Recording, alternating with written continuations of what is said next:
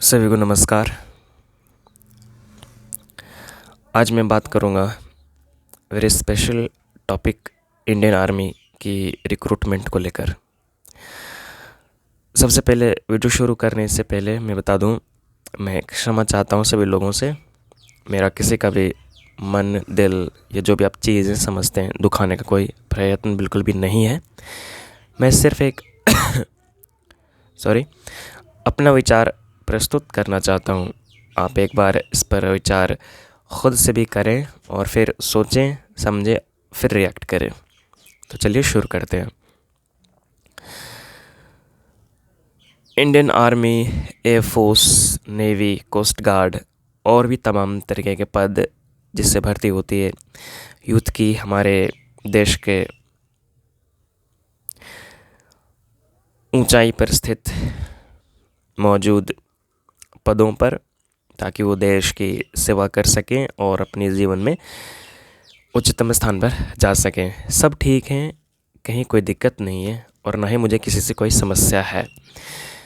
मैं सिर्फ अभी अपनी प्रेजेंट इस स्थिति की बात करना चाहता हूँ, वर्तमान स्थिति जो हमारे देश की है उसमें, कि जितने सैनिक हमें चाहिए, जितने पर्सन्स हमें चाहिए डिप्लॉयड ऑलरेडी करे जा चुके हैं, जब तक कि उनका रिटायरमेंट ना हो जाए, और फिर जिनकी जहाँ जहाँ पोस्टिंग है ऑलरेडी पोस्टेड हैं, सभी लोग अच्छे से कार्य भी कर रहे हैं, संपन्न भी हो रही हैं चीज़ें, और जो भी होती है डिपार्टमेंटल वर्क वो तो मुझे नहीं पता, पर सब लोग कर रहे हैं।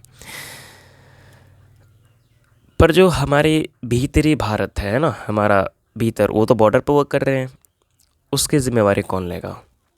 उसकी ज़िम्मेवारी तो समाज को खुद लेनी होगी ना। उस पर भी तो आप विचार एक बार देख करें। ठीक है, जितनी वैकेंसीज आ रही हैं उसके अकॉर्डिंग आप जाएं, पर ये वैकेंसीज अगर 50,000 है, ठीक है, तो ये 10 लाख के कैसे फॉर्म भरे जा रहे हैं भाई? इस 10 लाख में अधिकतर लोग वो हैं जो दूसरों के दिखावे में जा रहे हैं, देश की सेवा करेंगे, कहते हैं ना वो रिस्पेक्ट मिलेगी और लोग मुझे कहेंगे अच्छा भाई देखो मेरा लड़का इंडियन आर्मी में है, वगैरह वगैरह फलना तमाम चीज़ें, जो कि बिल्कुल बकवास और निकृष्टतम चीज़ें। और बात यहाँ ये नहीं है कि चीज़ें यहाँ कैसे काम कर रही हैं। फैक्ट एक चीज़ होती है ना, सच जो ट्रुथ होती है, facts are the door to the truth. तो फैक्ट तो यही है ना कि वैकेंसी इतनी ही है हमारे देश में, हमें नहीं चाहिए भाई सैनिक। और ये जो समस्या आ गई हमारे देश में, ये इसलिए भी आ गई है कि हमारे यहाँ ओवर पॉपुलेशन हो रही है। पृथ्वी की साइज़ तो हर दिन ब दिन तो नहीं बढ़ रही है ना, पर हमारे यहाँ क्या हो रहा है, या पूरे विश्व भर में भी, कि जो पॉपुलेशन है बहुत ब्लास्ट हो रही है। हम तो सुनते थे ना एक बम ब्लास्ट होती है, यहाँ पॉपुलेशन भाई ब्लास्ट हो रही है। पूरी दुनिया भर में 800 करोड़ से भी ज़्यादा लोग उपस्थित हो गए।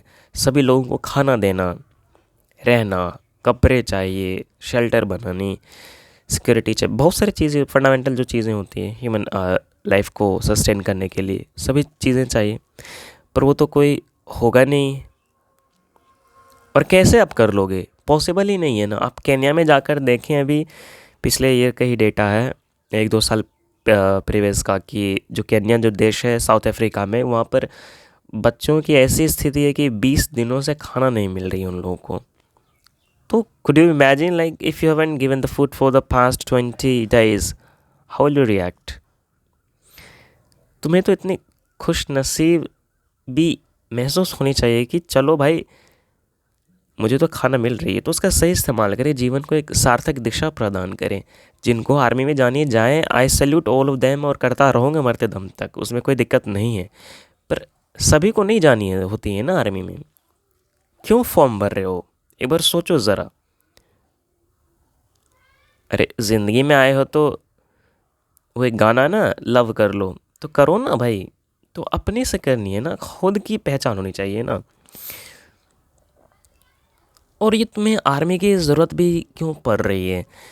ये इसलिए है ना कि तुम दिखाना चाहते हो कि मेरे पास इतनी ताकत है। ये एक इंटरनेशनल लेवल पर थॉट प्रोसेस में बात कर रहा हूँ इसकी, कि ऐसी चीज़ें हैं। और मेरे पास हर एक डिपार्टमेंट में इतने ये हैं, इतने वो। तुम कौन हो भाई, तुम्हारा कोई अता पता है नहीं। तो ज़्यादा बड़ी समस्या ये नहीं है कि तुम्हारी रिक्रूटमेंट नहीं हो रही है, ज़्यादा बड़ी समस्या ये है कि सही जगह पर रिक्रूटमेंट नहीं हो रही है। अगर रिक्रूटमेंट हो भी गई तो भी कोई फ़ायदा है नहीं। क्यों? क्योंकि उस लेवल की चीज़ें तुम्हें मिल ही नहीं सकती ना, वो तो तुम्हारे भीतर है। अभी रिक्वायरमेंट नहीं है तो नहीं जानी है। और इन सब चीज़ों को लेकर अब हमारे देश में चल रही है कोचिंग इंडस्ट्रीज़। वो दिनों ब दिन प्रचार करते ही जा रहे हैं कि यस यू कैन, कोई बात नहीं, इस बार नहीं हुआ अगली बार होगा। अच्छा, मतलब वही मैं 50 चीज़ें रिपीट करता रहूँ ना, रटता रहूँ, first prime minister, first this. अरे भाई गए सब, मर गए, हमें क्या, मेरी ज़िंदगी से क्या ताल्लुक़ है इसका, मेरा क्या हो रहा है? ये कोई ज़िंदगी है? ये कोई एग्ज़ाम भी है? अगर तुम जितनी कॉम्पिटिटिव एग्ज़ाम्स की अगर मैं बात करूँ, उसमें तुम्हें क्या लग रहा है लॉजिकल थिंकिंग हो रही है? एक दो सब्जेक्ट्स को अगर मैं छोड़ दूँ तो वो तो सब रिपीटेड में रटवाया जा रहा भाई। ये तुम्हारी एबिलिटी थोड़ी है, ये तो अब तो कंप्यूटर डिवाइसेस आ गए, उससे भी की जा सकती है, डेटा स्टोर कर सकते हैं ना।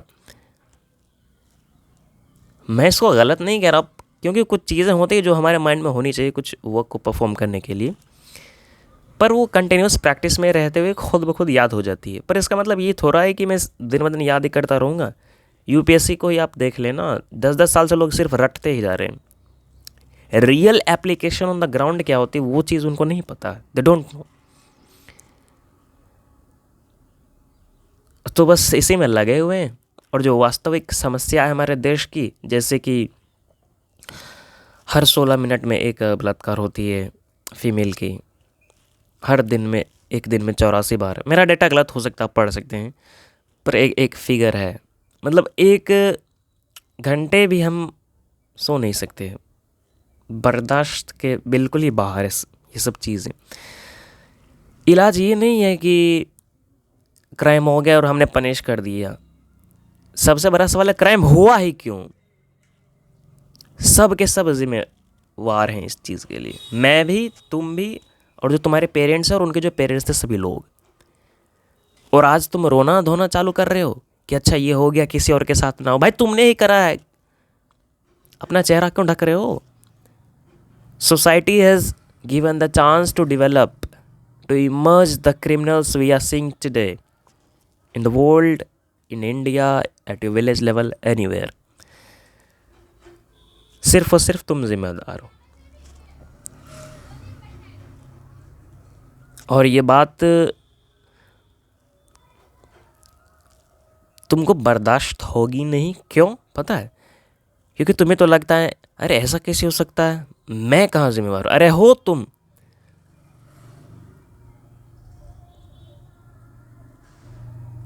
तो अपनी रिस्पॉन्सिबिलिटी लो।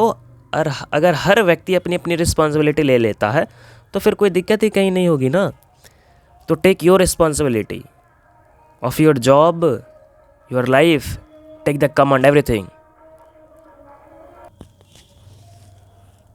और लोग तुम्हें मिलते ही रहेंगे मोटिवेट करने वाले, चॉइस तुम्हारी है, तुम देखनी है तो देखो, नहीं तो अपनी ज़िंदगी की कमांड खुद लो, वरना काम कुछ नहीं आएगी।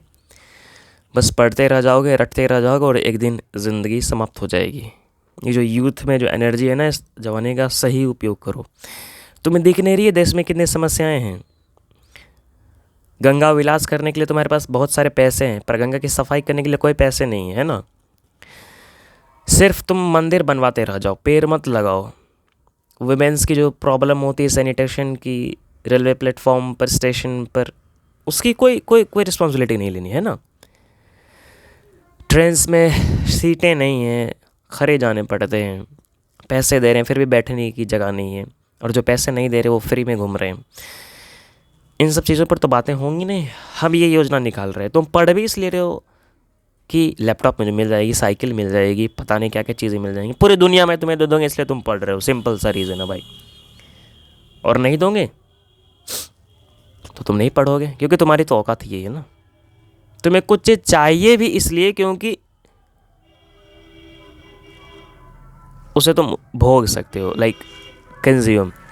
तो कंज्यूमरिज्म कुछ चीज़ें होती है और उसी पर पूरी दुनिया आज ट्रेंड कर रही है।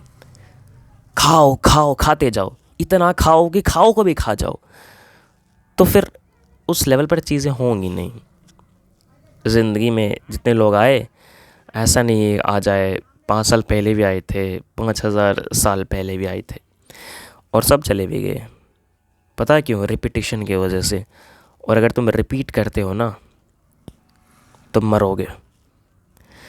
ज़िंदगी नएपन का एक आह्वान है, उसको स्वीकार करो। सोचो, विचारो, फेल हो जाओ, पर नया करो। नया, be the new, be the real, and be the authentic. Thank you very much for listening me, and hope you've gained some little bit of information for today.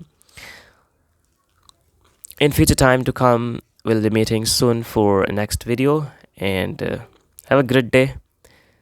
Life is yours. Think of your own and act accordingly. Once again, have a great life.